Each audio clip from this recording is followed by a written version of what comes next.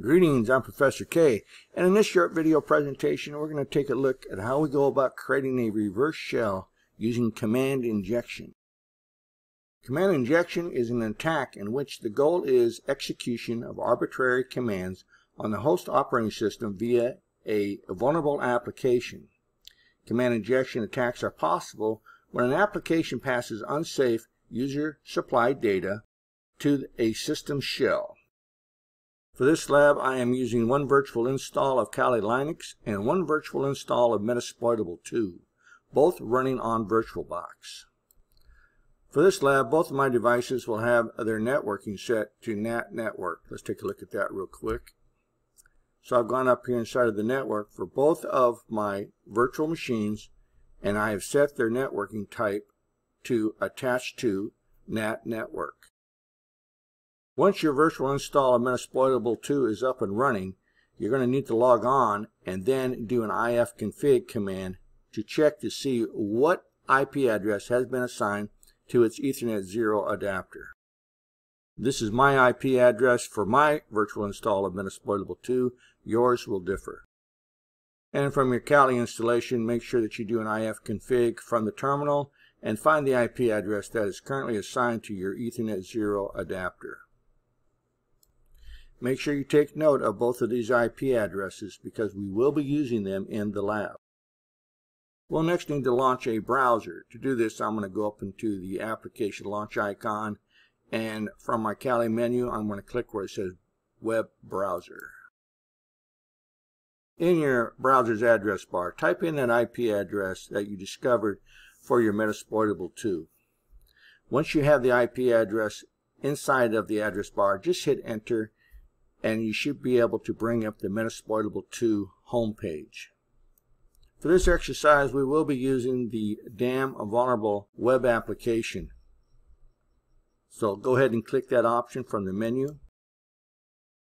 This brings up the DVWA logon page. The username is admin and the password is password. Once you have that typed in, go ahead and just log in. Once you're on to the next page, just scroll on down till you come to DVWA security. Click on that. And here we're going to reduce the security from high to low. So pull down this window here and select low as the level of security and then hit submit. Once you have script security set to low, let's go click on the option for command execution. So the idea behind this is that some websites will allow you to have access to some features such as being able to ping for free, run a whois, do some other things that are network related. And if that's the case, then perhaps you can also run some arbitrary commands in addition to those standard commands that are expected to be seen by that particular window. Now, unless there's some type of restriction applied to arbitrary commands, then yes, you can piggyback or you can append those arbitrary commands to the default command that's being allowed. And so, since there is no restrictions on the arbitrary commands that we can run with the security settings set to low, we should be able to establish a reverse shell using netcat. Let's see if this is true. So to begin this, let's go up here to my Kali terminal and we're going to create a listener.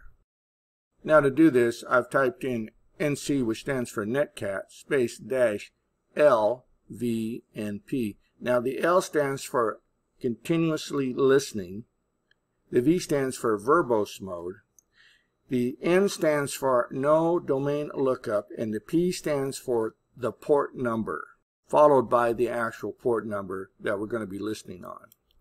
Once I have all that typed in, I'm going to go ahead and hit enter, and now we're listening. We can go back on over to our website.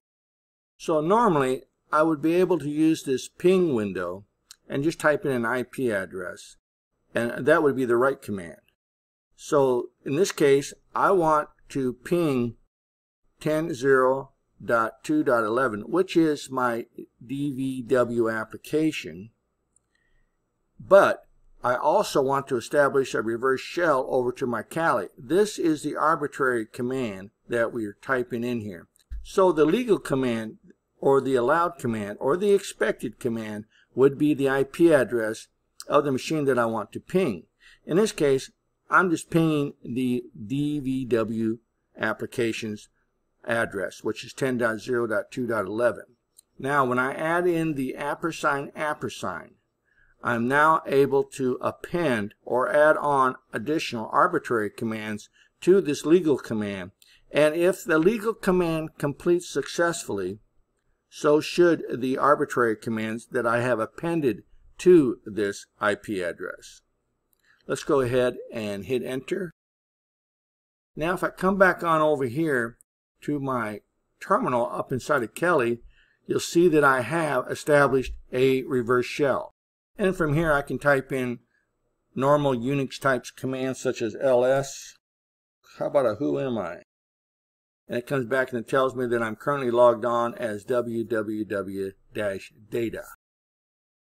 So you see that when we don't restrict arbitrary commands or characters, then we're allowing individuals to come up and append arbitrary commands to the actual command.